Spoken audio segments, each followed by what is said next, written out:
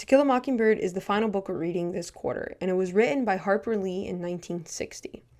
The story follows a family in Macomb, Alabama in the 1930s.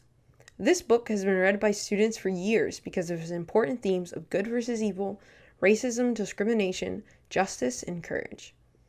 We've been focusing on different elements of literature in different books throughout the year. To Kill a Mockingbird will allow us to explore themes in one book through characters like Atticus, Scout, and Boo Radley. Now, I've said those names and you're probably wondering who they are. This is definitely a video you'll want to revisit when you're working through the different assignments for this novel. We spent a lot of time this year discussing various themes and analyzing them in different texts. Let's review these themes and talk about how we see them in To Kill a Mockingbird. What is the theme of a text? When we're reading and interpreting different elements such as conflict, character, and plot, we're ultimately trying to discern the meaning or theme. Themes are usually laid out by the author, whether intentional or not. Their themes may be laid out explicitly, stated directly as a moral, or the themes may be implicit, which relies on the reader to infer the implied meaning. Look at Jesus' parable of the prodigal son for a great example of communicating theme exclusively through story. So what are the themes we're looking for in To Kill a Mockingbird? For a book as rich as this one, the list could go on. However, we're going to be focusing on 4 themes specifically.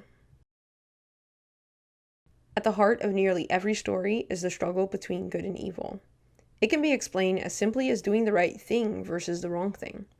Or it can be magnified to a superhero versus a supervillain, the good guys versus the bad guys. In To Kill a Mockingbird, we'll see the conflict between good and evil through the eyes of Scout and Jem, the children who serve as our protagonists. As you read, go beyond the question of who is good and who is bad and seek to understand what makes them so. Why do they choose to be good or bad? What ultimately wins out in the end? In a world as diverse as ours, the question of racism and discrimination will always be raised.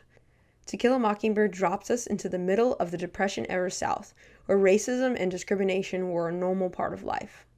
How does Scout engage with the racism around her? How much of the discrimination in their town is passed on from stories and generations, and how much of it is earned? It's easy to draw a line between white and black when we're looking at racism and discrimination. But as you read, look for examples of discrimination that might not come up at first glance. What is justice? In America, we have a system that carries out justice and is supposed to be fair. In To Kill a Mockingbird, is it fair? Who gets justice and who doesn't? What about in real life? Is justice always fair?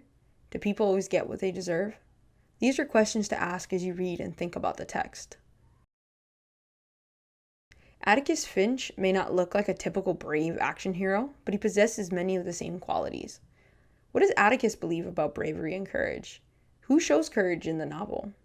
As you read, think about what makes different characters brave and how their actions shape the world around them. So these are the major themes we'll be discussing when it comes to Kill a Mockingbird.